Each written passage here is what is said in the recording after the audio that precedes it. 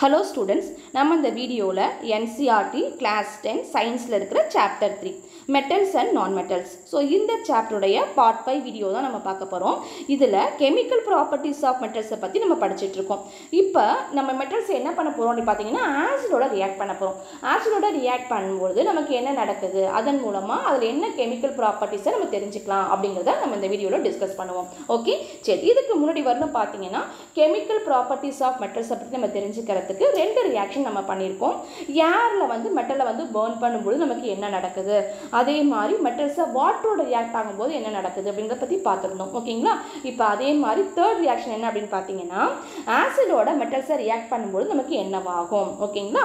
சரி, இதுக்கு what happen when metal react with acids, ஆசிடோட ரியாக்ட் ஆனால் நமக்கு என்னவாகும் ஆல்ரெடி நமக்கு கொஞ்சம் படிச்சிருக்கோம். என்ன படிச்சிருக்கோம்? ஆசிட் அண்ட் பேஸ் லெசனில் நம்ம ஆசிடோட மெட்டலை ரியாக்ட் பண்ணும்போது என்ன நடக்கும் அப்படிங்கிறத நம்ம பார்த்துருந்தோம் இல்லைங்களா? சரி, அது ஒரு சின்ன ரீகேப் பார்த்துருவோம். ஒரு ஜென்ரல் ஃபார்ம் மட்டும் நம்ம அதுலேருந்து எடுத்துக்கலாம். என்ன எடுத்துக்கலாம்? Metal react with acid to give a salt and hydrogen case. அப்போ மெட்டல் வந்து ஆசிடோட ரியாக்ட் ஆகும் பொழுது நமக்கு சால்ட்டையும் ஹைட்ரஜன் கேஸையும் கொடுக்கும். இதை தான் நம்ம வந்து செகண்ட் சாப்டரில் நம்ம படிச்சிருந்தோம். ஜென்ரல் ஃபார்ம் எழுதலாமா? Metal plus dilute acids. Dilute acid எந்த ஆசிட் எடுக்கிறோமோ அதை டைல்யூட் ஆசிட் எடுத்துக்கிறோம். ஸோ அப்படி நம்ம ரியாக்ட் பண்ணும்போது நமக்கு கிடைக்கிறது சால்ட் ப்ளஸ் ஹைட்ரஜன் கேஸ். ஓகேங்களா? இது வந்து ஜென்ரல் ஃபார்ம். இந்த ஜென்ரல் ஃபார்ம் ஆல்ரெடி நம்ம வந்து செகண்ட் சாப்டர்லேயே ஆசிட் அண்ட் பேஸ் லெசன்லேயே நம்ம படிச்சிருக்கோம். அதுலேருந்து நம்ம ஒரு சின்ன ரீகேப் மாதிரி நம்ம பார்த்துக்குவோம். ஓகேங்களா? பார்த்தாச்சு. இப்போ நம்ம இதை பற்றி தெரிஞ்சுக்கிறதுக்கு டீட்டெயிலாக நம்ம தெரிஞ்சுக்கிறதுக்கு நிறைய வந்து சாம்பிள்ஸ் ஆஃப் மெட்டல்ஸ் எடுத்துக்க போகிறோம். எடுத்துக்கிட்டு நம்ம ஒரு ஆக்டிவிட்டி செய்ய போகிறோம். ஆக்டிவிட்டி 3.11. இதில் நம்ம என்ன பண்ணுறோம் அப்படின்னு பார்த்தீங்கன்னா collect all the metal samples. நம்ம எல்லா மெட்டல் சாம்பிள்ஸும் இதுக்கு முன்னாடி நம்ம எப்படி ரியாக்ஷன் பண்ணுமோ அதே மாதிரி எல்லா மெட்டல் சாம்பிள்ஸையும் எடுத்துக்கோங்க. எடுத்துக்கிட்டு except sodium and potassium again. Sodium பொட்டாசியத்தை மட்டும் எடுத்துக்காதீங்க. ஓகேங்களா?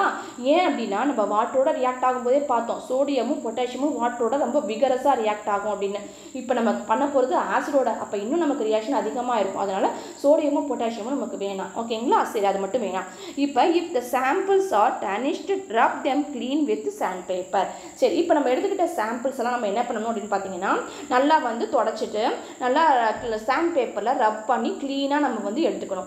அப்போ தான் வந்து நமக்கு ரியாக்ஷன் வந்து நல்லா நமக்கு எஃபெக்ட் கிடைக்கும். ஏன் அப்புறம் வந்து நம்ம ரப் பண்ணி க்ளீனாக எடுத்துக்கிறோம்? மேலே வந்து நம்ம வெளில சும்மா சாதாரணமாக வச்சிருக்கும் போதே மேலே என்ன ஆகும்? அதோட ஆக்சைடு லேயர்ஸ் நமக்கு உருவாகும். நம்ம படித்தோம் இதுக்கு முன்னாடியே. ஓகேங்களா? ஸோ அதெல்லாம் ரிமூவ் பண்ணிவிட்டு நம்ம வந்து ரியாக்ட் பண்ணும்போது தான் ரியாக்ஷன் நமக்கு நல்லா நடக்கும். ஓகேங்களா? அதனால் நம்ம வந்து சாண்ட் பேப்பரில் தேய்ச்சிட்டு க்ளீன் பண்ணி நம்ம அந்த சாம்பிள்ஸ்லாம் எடுத்து வச்சுக்க போகிறோம். சரி, put the sample separately in the test tube containing dilute hydrochloric acid. இப்போ நம்ம என்ன எடுத்துக்க போகிறோம்னா இந்த ஆக்டிவிட்டியில் டைலூட் ஹைட்ரோக்ளோரிக் ஆசிட் நம்ம செய்ய போகிறோம். இப்போ டைலூட் ஹைட்ரோக்ளோரிக் ஆசிட் என்ன பண்ணணும் அப்படின்னு பார்த்தீங்கன்னா டெஸ்ட் டியூப்பில் எடுத்துக்கணும். உங்களுக்கு எத்தனை சாம்பிள் நீங்கள் வச்சுருக்கீங்களோ அத்தனை டெஸ்ட் டியூப்பை எடுத்துக்கோங்க. எடுத்துக்கிட்டு அதில் வந்து HCl ஃபில் பண்ணுங்கள். டைலூட் HCl ஃபில் பண்ணுங்கள். ஹைட்ரோக்ளோரிக் ஆசிடை ஃபில் பண்ணிக்கோங்க. ஃபார் எக்ஸாம்பிளுக்கு நம்ம ஒரு 5 சாம்பிள் சொல்லுவோமா? என்னென்ன எடுத்துக்கலாம்? Aluminium, magnesium, zinc, iron, copper. ஓகேங்களா? ஸோ இப்போ ஒரு 5 சாம்பிள்ஸ் நம்ம வந்து சொல்லியாச்சு. ஸோ இப்போ இந்த 5 சாம்பிள்ஸுக்கும் நம்ம என்ன பண்ணணும்? 5 டெஸ்ட் டியூப் எடுத்துக்கணும். ஸோ அதில் வந்து டைலூட் HCl ஹைட்ரோக்ளோரிக் ஆசிடை ஃபில் பண்ணிக்கிட்டோம். ஓகே? சரி, இப்போ நம்ம suspended thermometer in the test tube so that their bulbs are dipped in the acids. Okay, so இதுக்கு நம்ம என்ன பண்ணுறோன்னா இன்னொரு இதை வந்து நம்ம மெஷர் பண்ண போகிறோம். என்னது? ஹீட்டை அதாவது இப்போ நம்ம ரியாக்ஷன் நடக்கும்போது நமக்கு வந்து ஹீட் சேஞ்ச் ஆகுதா அப்படிங்கிறத மெஷர் பண்ணுவோம். அதுக்கு நம்ம என்ன பண்ண போகிறோம்னா தெர்மாமீட்டர் எடுத்துக்க போகிறோம். அந்த தெர்மாமீட்டரோட பல்ப் அதாவது கீழே மெர்க்குரி இருக்கும் பார்த்தீங்களா, அந்த பல்ப் போர்ஷன் வந்து இந்த HCl நமக்கு டிப்பாக இருக்க மாதிரி நம்ம வந்து ஒவ்வொரு டெஸ்ட் டியூப்லையும் வைக்கணும். ஓகேங்களா? ஒவ்வொரு டெஸ்ட் டியூப்லையும் நம்ம வைக்க போகிறோம். ஸோ தொங்க விடுங்க அப்படிங்கிறாங்க. தொங்க விடும்போது பல்ப் மட்டும் அந்த ஹைட்ரோக்ளோரிக் ஆசிடில் இருக்கிற மாதிரி நம்ம தொங்க விடணும். ஓகேங்களா? அப்போ தான் நம்ம கரெக்டான மெஷர்மெண்ட் நமக்கு கிடைக்கும். அதனால் அந்த மாதிரி வைக்க சொல்லியிருக்காங்க. ஓகே? ஸோ இப்போ இதன் மூலமாக நம்ம என்ன பண்ண போகிறோம்? ரியாக்ஷன் நடக்கும்போது டெம்பரேச்சர் மாறுதா அப்படின்னு தெரிஞ்சுக்க போகிறோம். ஓகேங்களா? சரி, இப்போ நம்ம இந்த மாதிரி செஞ்சுட்டு நம்ம டெஸ்ட் டியூப்ல HCl எடுத்தாச்சு, ஹைட்ரோக்ளோரிக் ஆசிட் எடுத்தாச்சு, டைலூட் ஹைட்ரோக்ளோரிக் ஆசிட் எடுத்தாச்சு, அதில் எல்லா சாம்பிளையும் போட்டாச்சு. போட்டுட்டு தெர்மாமீட்டரை நம்ம வந்து தொங்க விட்டுருக்கோம். ஓகேங்களா, அந்த பல்பு வந்து டிப்பாக இருக்க மாதிரி தொங்க விட்டுருக்கோம். ஓகே, சரி, இப்போ நம்ம அப்சர்வ் பண்ணுறோம். அப்சர்வ் பண்ணி என்ன பண்ணுறோம், இந்த rate of formation of bubbles carefully நம்ம சாம்பிளை போட்டதுமே அதுலேருந்து நிறைய வந்து பபுள்ஸ் உருவாக ஆரம்பிக்குது. ஒரு டெஸ்ட் டியூப்லலாம் பபுள்ஸ் உருவாகுது.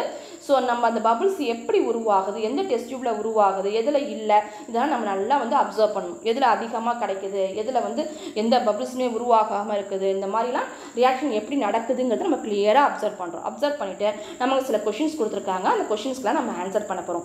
Which metals react vigorously with dilute hydrochloric acid. இப்போ நம்ம யூஸ் பண்ணோம்ல மெட்டல்ஸ், அதில் எந்த மெட்டல் வந்து விகரஸாக டைல்யூட் ஹைட்ரோக்ளோரிக் ஆசிடோட ரியாக்ட் ஆச்சு அப்படின்னு பார்க்க போகிறோம்.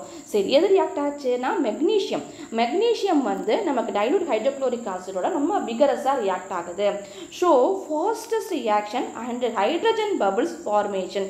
எப்படி நம்ம அது விகரஸாக ரியாக்ட் ஆகுது நம்ம தெரிஞ்சுக்கிட்டோம் அப்படின்னு பார்த்தீங்கன்னா, மெக்னீஷியத்தை நீங்கள் போட்டதுமே என்ன ஆகுதுன்னா அது நிறைய பபிள்ஸ் உருவாகுது. ஓகேங்களா, அந்த பபிள்ஸ் உருவாகிறது என்ன அர்த்தம் அப்படின்னு பார்த்தீங்கன்னா ஹைட்ரஜன் கேஸ் வெளியில் வருதுன்னு அர்த்தம். கேஸ் வெளியில் வரும்போது தான் நமக்கு பபிள்ஸ் வரும். ஓகேங்களா, ஸோ அப்போ நமக்கு மெக்னீஷியத்தை வந்து அந்த டைல்யூட் ஹைட்ரோக்ளோரிக் ஆசிடில் போட்டதுமே நிறைய நமக்கு பபிள்ஸ் உருவாச்சு. அப்போ அந்த பபிள்ஸ் என்ன தெரியுதுன்னு பார்த்தீங்கன்னா ஹைட்ரஜன் கேஸ் நமக்கு வெளியில் வருது அப்படிங்கிறது தெரியுது. ஓகே, ஸோ அப்போ மெக்னீஷியம் தான் ரொம்ப விகரஸாக டைல்யூட் ஹைட்ரோக்ளோரிக் ஆசிடில் ரியாக்ட் ஆச்சு. ஓகேங்களா, சரி, இப்போ which metal did you record the highest temperature. இப்போ நம்ம தெர்மாமீட்டர் தொங்க விட்டுருக்கோம்ல, அப்போ அந்த டெம்பரேச்சர் நோட் பண்ணுறோம். டெம்பரேச்சர் நோட் பண்ணும்போது எந்த ரியாக்ஷனில் நமக்கு ஹையஸ்ட் டெம்பரேச்சர் காட்டுது, தெர்மாமீட்டரில் எந்த டெம்பரேச்சரில் அதிகமாக காட்டுது அப்படின்னு பார்த்தீங்கன்னா மெக்னீஷியம். பாருங்கள், இப்போ டெம்பரேச்சரும் எதில் அவங்களுக்கு அதிகமாக காட்டுதுன்னா மெக்னீஷியம் வச்சுருக்கோம் இல்லையா, அதில் இருக்க தெர்மாமீட்டரில் தான் அதிகமான டெம்பரேச்சரும் நமக்கு காட்டுது. அப்போ மெக்னீஷியம் தான் விகரஸாக ரியாக்ட் ஆச்சு.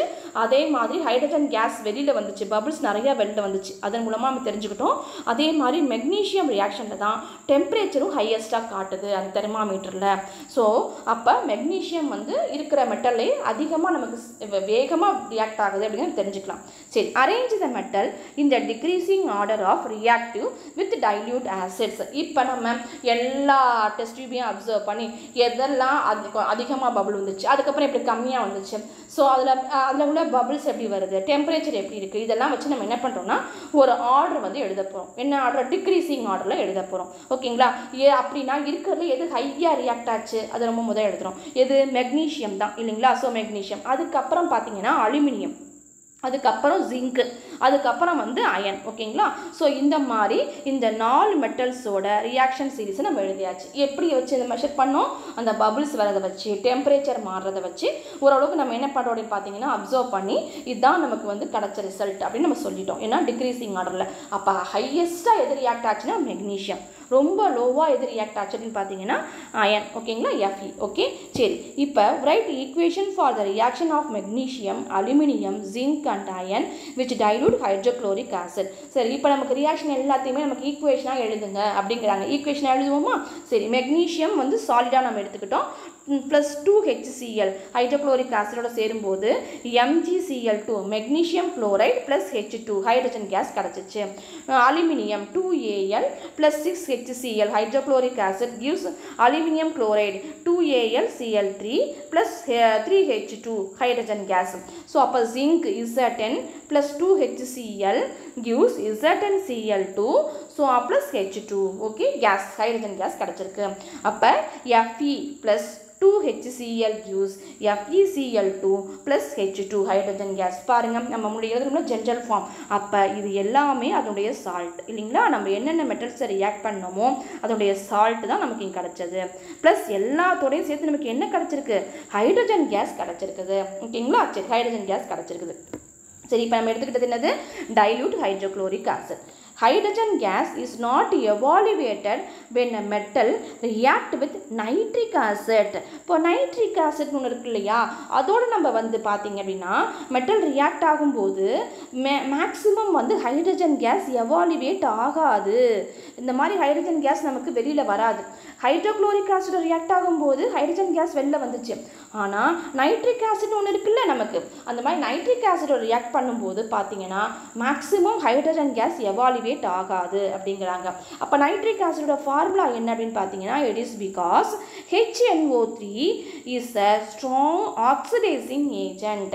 ஏன்னா நைட்ரிக் ஆசிடோட ஃபார்முலா வந்து HNO3. ஓகே, ஸோ இதில் வந்து ஆக்சிஜன் வந்து O3.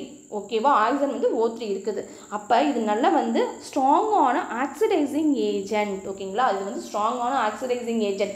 ஆக்சிடைசிங் ஏஜென்ட்னா என்ன நம்ம டீட்டெயிலாக நம்ம சாப்டர் 1ல் படிச்சிருக்கோம்.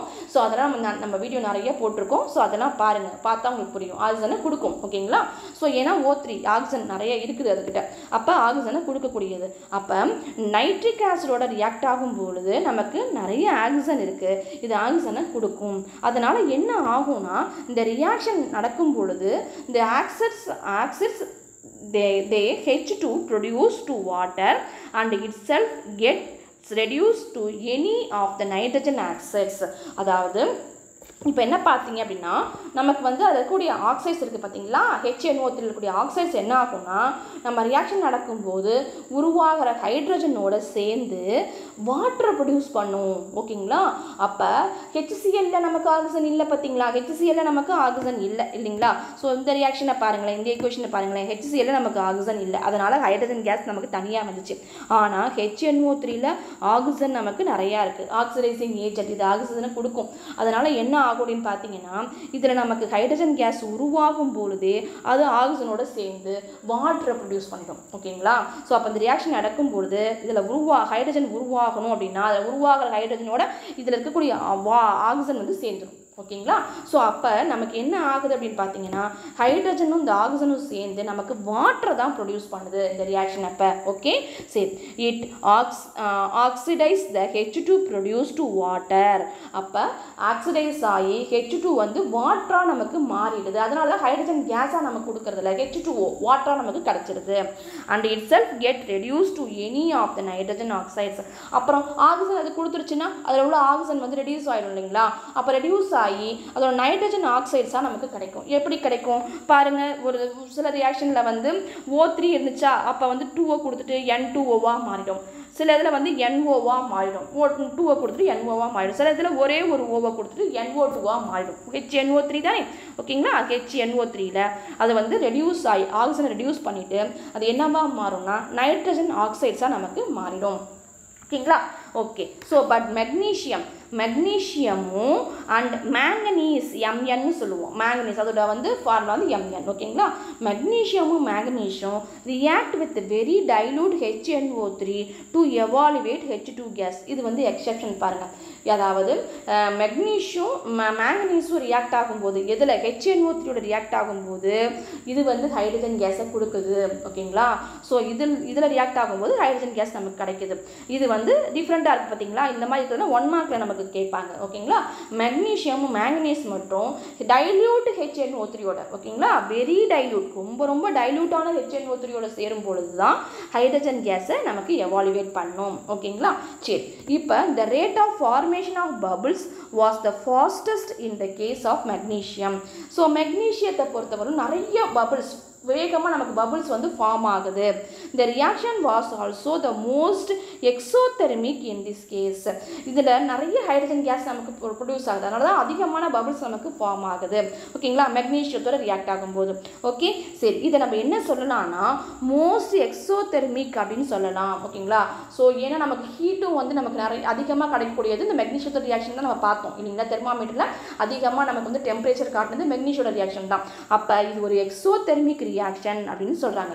அப்போ மெக்னீஷியமும் ஆசிடும் ரியாக்ட் ஆகிறது ஒரு எக்ஸோதெர்மிக் ரியாக்ஷன். ஓகேங்களா, இது ஒரு 1 மார்க் கொஸ்டின் நமக்கு. ஓகே, சரி. இந்த இதில் நம்ம எல்லாம் பற்றி பார்த்தோம். நம்ம வந்து டிக்ரீசிங் ஆர்டர் எழுதும்போதே மெக்னீஷியம் எழுதணும், அலுமினியம் எழுதணும், ஜிங்க் எழுதணும், அயன் எழுதணும். பட் காப்பரை பற்றி நம்ம சொல்ல விட்டோம் பார்த்தீங்களா. இந்த கேஸ் ஆஃப் காப்பர் பொறுத்தவரையிலும் no bubbles were seen and the temperature also remaining unchanged. Copper ஆசிடோட ரியாக்ட் ஆகும்போது எந்த பபிள்ஸுமே நமக்கு உருவாகலை, பபிள்ஸே டெஸ்ட் டியூப்பில் பபிள்ஸே நமக்கு உருவாகலை. அதே மாதிரி அந்த டெம்பரேச்சர் தெர்மாமீட்டரில் எந்த டெம்பரேச்சருமே காட்டலை, அப்படியே இருந்துச்சு, டெம்பரேச்சர் மாறவே இல்லை, அப்படியே இருந்துச்சு. This shows that the copper does not react with dilute HCl. இதுலேருந்து நமக்கு என்ன தெரியுதுன்னா காப்பர் வந்து டைல்யூட் HClோட ரியாக்ட் ஆகலை. ஏன்னா நமக்கு பபிள்ஸ் ஃபார்ம் ஆனதான் ஹைட்ரஜன் கேஸ் கிடைக்கும். அப்போ பபிள்ஸும் ஃபார்ம் ஆகலைன்னா ஹைட்ரஜன் கேஸ் கிடைக்கல, நமக்கு அதே மாதிரி டெம்பரேச்சரும் சேஞ்ச் ஆகலை. ஸோ அப்போ காப்பர் வந்து டைல்யூட் HClோட ரியாக்டே ஆகலை அப்படின்னு அர்த்தம். ஓகேங்களா, ரியாக்ட் ஆகலை. ஓகே, சரி. இப்போ நம்ம வந்து ஒரு ஸ்பெஷலான ஒரு சொல்யூஷனை பற்றி நம்ம படிக்க போகிறோம். என்ன அப்படின்னு பார்த்தீங்கன்னா அக்வா ரீஜியா அப்படிங்கிறது. ஓகேங்களா, சரி. இந்த அக்வா ரீஜியா அப்படிங்கிறது என்னென்னா லத்தீன் வேர்டில் இதை வந்து ராயல் வாட்டர் அப்படின்னு சொல்லுவாங்க. ஓகேங்களா, ரொம்ப வந்து எக்ஸ்பென்சிவான வாட்டர் அப்படின்னு சொல்லலாம். ஓகேங்களா, சரி. அப்படி என்ன அதில் வந்து ஸ்பெஷல் அப்படின்னு பார்த்தீங்கன்னா is freshly prepared mixture of concentrated hydrochloric acid and concentrated nitric acid in the ratio of 3:1. பாருங்கள், நீங்கள் ஞாபகம் வச்சுக்கிறதுக்கு இந்த படத்தை ஞாபகம் வச்சுக்கோங்க. ஓகேங்களா, ஸோ HNO3 வந்து 1 part. ஓகேவா, ஸோ பாருங்கள் கான்சன்ட்ரேட்டட் நம்ம இதுக்கு முன்னாடி படிச்சது வரும் டைல்யூட். ஓகே, ஸோ இப்போ கான்சன்ட்ரேட்டட் ஹைட்ரோக்ளோரிக் ஆசிட். ஓகேவா, ஸோ CON போட்டுக்குவோம். Concentrated hydrochloric acid HCl. Okay, so and concentrated nitric acid concentrated HNO3. நம்ம ரெண்டை பற்றியுமே படித்தோம் இல்லைங்களா. ஸோ அப்போ கான்சன்ட்ரேட்டட் HNO3 இதுவும் வந்து HNO3ன்னு வச்சுக்குவோம். ஓகேங்களா, ஸோ என்ன ரேஷியோவில் சேர்க்கணும், ஃபஸ்ட்டு நம்ம ஹைட்ரோக்ளோரிக் ஆசிட் தான் சொல்லியிருக்கோம். அப்போ ஹைட்ரோக்ளோரிக் ஆசிட் தான் 3. ஓகேங்களா, ஸோ நம்ம வந்து நைட்ரிக் ஆசிட் 1, அப்போ 3:1. அப்போ HCl தான் 3 part, நைட்ரிக் ஆசிட் வந்து 1 part இருக்கிற மாதிரி நம்ம வந்து என்ன பண்ணுறோம், ஒரு சொல்யூஷனை ரெடி பண்ணுறோம். அந்த சொல்யூஷனுக்கு பேர் தான் அக்வா ரீஜியா அப்படிங்கிறது. ஓகேங்களா, இந்த மாதிரி இருக்கும், இந்த கலரில் நமக்கு கிடைக்கும், அப்படியே கோல்டன் எல்லோ கலரில் நமக்கு கிடைக்குது. ஓகேங்களா, அப்படி தான் இருக்கும் சொல்யூஷன். ஓகே, சரி. இதை எப்படி ப்ரிப்பேர் பண்ணணும்னா ஃப்ரெஷ்ஷாக ப்ரிப்பேர் பண்ணணும். அந்த ஃப்ரெஷ்ஷாக எப்போ நமக்கு தேவையோ அப்போ நம்ம ப்ரிப்பேர் பண்ணால் தான் அது வந்து அக்வா ரீஜியா ராயல் வாட்டருங்கிறது. ஓகேங்களா, நம்ம ப்ரிப்பேர் பண்ணி ரொம்ப டைம் ஆகிடுச்சுன்னா அதோட எஃபெக்ட் போயிடும். ஓகே, ஸோ அதனால தான் ஃப்ரெஷ்ஷாக ப்ரிப்பேர் பண்ண மிக்சர் என்னது concentrated HCl and concentrated HNO3. சரி, HCl எவ்வளோ இருக்கணும் 3, அதே மாதிரி HNO3 எவ்வளோ இருக்கணும் 1 பங்கு. அது இது 3 பங்குனா அது 1 பங்கு. ஓகேங்களா, ஸோ அந்த மாதிரி நம்ம வந்து மிக்ஸ் பண்ணிக்கிறோம். மிக்ஸ் பண்ணி உருவாக்குற அக்வா ரீஜியா சொல்யூஷனை உருவாக்கிக்கிறோம். சரி, இதை ஏன் வந்து அவ்வளோ வந்து ராயல் வாட்டர்னு சொல்கிற அளவுக்கு இருக்குதுன்னா இட் கேன் டிசால்வ் கோல்டு. பாருங்கள், இது வந்து கோல்டை டிசால்வ் பண்ணிடுமா, கோல்டை வந்து கரைச்சிடுமா. இங்கே பாருங்களேன், உள்ளே இந்த மாதிரி கோல்டு காயின் நீங்கள் வச்சுட்டீங்க, இல்லை கோல்டு ஏதாவது ஒரு திங்ஸு ஒரு கோல்டு பீஸ் உள்ளே போட்டிங்க அப்படின்னா அந்த கோல்டையே இது கரைக்கும் அப்படின்னு சொல்கிறாங்க. Even though neither of these acids can do so alone. அதாவது என்னென்னா நீங்கள் இதில் ஒரு ஆசிடை மட்டும் எடுத்திங்கன்னா அது நடக்காது. ஓகேங்களா, ஒரே ஒரு ஹைட்ரோக்ளோரிக் ஆசிடை மட்டுமே 4 பங்கு எடுத்துக்குவோம், இல்லை நைட்ரிக் ஆசிடை மட்டுமே 4 பங்கு எடுத்துக்குவோம். அப்படி செஞ்சிங்கன்னா இது நடக்காது. ரேஷியோ கரெக்டாக இருக்கணும் நமக்கு, அதுதான் முக்கியம். ஓகேங்களா, அப்போ ஹைட்ரோக்ளோரிக் ஆசிட் 3 பங்கு இருந்துச்சுன்னா நைட்ரிக் ஆசிட் 1, அப்போ 3:1 ரேஷியோவில் எடுத்திங்கன்னா தான் அது அக்வா ரீஜியா அந்த சொல்யூஷன். ஓகேங்களா, ஸோ அந்த சொல்யூஷன் தான் உங்களுக்கு வந்து என்ன ஆகணும், கோல்டை வந்து டிசால்வ் பண்ணணும். அதுவும் ஃப்ரெஷ்ஷான சொல்யூஷனாக இருக்கணும். ஓகேங்களா, இது ஒன்று மட்டும் நீங்கள் தனியாக எடுத்துக்கிட்டு சரி நைட்ரிக் ஆசிடை மட்டும் நம்ம வச்சு நம்ம கோல்டு டிசால்வ் பண்ணுவோம் அப்படின்னா பண்ண முடியாது. அதே மாதிரி ஹைட்ரோக்ளோரிக் ஆசிட் மட்டும் தனியாக அந்த வேலையை செய்யாது. ஓகேங்களா, ஸோ அந்த ரேஷியோவில் இருந்தால் மட்டும்தான் அந்த வேலையை அது செய்யும். சரி, Aqua ரீஜியா is the highly corrosive, அது ஃபியூமிங் லிக்யூட்ஸ். அக்வா ரீஜியாங்கிறது ரொம்ப கரோஷன், அதாவது கரைக்கக்கூடிய தன்மை உள்ளது, அரிக்கக்கூடிய தன்மை உள்ளது. அதாவது நம்ம அதில் போடுற அந்த திங்ஸை வந்து கரோஷன் ஆக்கிடும். ஓகேங்களா, அதே மாதிரி ஃபியூமிங் அதுலேருந்து நிறையா வந்து அந்த ஸ்மெல் புகை வரும். ஓகேங்களா, ஸோ அந்த மாதிரி இருக்கக்கூடிய ஒரு லிக்யூட் தான் அக்வா ரீஜியா அப்படிங்கிறது. It is one of the few reagents that is able to dissolve gold and platinum. இது வந்து பார்த்தீங்கன்னா ஒன் ஆஃப் த ரீஏஜென்ட் எதுக்கு அப்படின்னா கோல்டையும் பிளாட்டினத்தையும் டிசால்வ் பண்ணுறதுக்கான ஒரு சொல்யூஷன் எது. ஓகேங்களா, ஸோ நிறைய சொல்யூஷன் இருக்குது, அதில் இதுவும் ஒரு சொல்யூஷன். ஓகேங்களா, கோல்டையும் பிளாட்டினத்தையும் டிசால்வ் பண்ணுமா, கோல்டையும் பிளாட்டினத்தையும் டிசால்வ் பண்ணக்கூடிய கெப்பாசிட்டி உள்ள ஒன் ஆஃப் த ரீஜன் இது. ஓகேங்களா, so one of the reagent இது. Okay, so one of the mixture இது. ஓகே, ஸோ ரியேஜென்ட்னா என்ன, நம்ம உருவாக்குன ஒரு மிக்சர், ஒரு லிக்யூட். ஓகேங்களா, ஒரு சொல்யூஷன் அதுதான். ஓகே, ஸோ அதுதான் வந்து பார்த்தீங்கன்னா அக்வா ரீஜியா அப்படிங்கிறது. அப்போ இதெல்லாம் நமக்கு வந்து பார்த்தீங்கன்னா ஒரு பாக்ஸில் கொடுத்துருப்பாங்க உங்கள் புக்கில். நிறைய இம்பார்ட்டண்ட்டான 1 மார்க் கொஷின்ஸ் இதில் நமக்கு இருக்குது. ஓகே, ஸோ நம்ம அக்வா ரெஜியாங்கிறது 3:1ங்கிற ரேஷியோவில் கான்சன்ட்ரேட்டட் HCl-ஐயும் கான்சன்ட்ரேட்டட் நைட்ரிக் ஆசிடையும் சேர்க்கணும். இதுக்கு இன்னொரு பேர் வந்து ராயல் வாட்டர்னு பேர் இருக்குது. ஏன் அப்படின்னு பார்த்தீங்கன்னா இது வந்து கோல்டையும் பிளாட்டினத்தையும் டிசால்வ் பண்ணக்கூடிய கெப்பாசிட்டி இருக்குது. சரி, அப்போ ஒரு லிக்விடை மட்டும் தனியாக வச்சு நம்மளால் இந்த ப்ராசஸ் செய்ய முடியாது. அப்போ ரெண்டுமே கரெக்டான ரேஷியோவில் இருக்கணும். அதே மாதிரி நமக்கு வந்து ஃப்ரெஷ்ஷான ப்ரிப்பரேஷனாக இருக்கணும். ஓகேங்களா, ஃப்ரெஷ்ஷாக ப்ரிப்பேர் பண்ண தான் இருக்கணும். ஓகேங்களா, சரி, இதுதான் வந்து பார்த்திங்கன்னா அக்வா ரெஜியா அப்படிங்கிறது. சரி, இப்போ நம்ம வந்து இந்த டாபிக் என்ன படித்தோம், ஆசிடோட மெட்டல் ரியாக்ட் ஆனால் என்ன ஆகும்னு படித்தோம். இல்லை ஒரு ஸ்பெஷல் ஆசிட், அது ஸ்பெஷல் சொல்யூஷனை பற்றி நம்ம படிச்சிருக்கோம். அது என்னது, ரெண்டுமே ஆசிட் தான். ஆசிடை நம்ம மிக்ஸ் பண்ணி உருவாக்கின ஒரு ஸ்பெஷல் சொல்யூஷனை பற்றி படிச்சிருக்கோம். அதை ஏன் நம்ம அப்படி ஸ்பெஷல் சொல்யூஷன் சொல்கிறோம் அப்படிங்கிறத பற்றி நம்ம டீட்டெயிலாக பார்த்துருக்கோம். ஓகேங்களா, ஸோ சொன்னதெல்லாம் உங்களுக்கு ஈஸியாக புரிஞ்சுக்கணும்னு நினைக்கிறேன். வீடியோ உங்களுக்கு பிடிச்சிருந்தா லைக் பண்ணுங்கள், உங்கள் ஃப்ரெண்ட்ஸ்க்கெலாம் ஷேர் பண்ணுங்கள், மறக்காமல் சப்ஸ்கிரைப் பண்ணிவிடுங்க. தேங்க்யூ, தேங்க்ஸ் ஃபார் வாட்சிங்.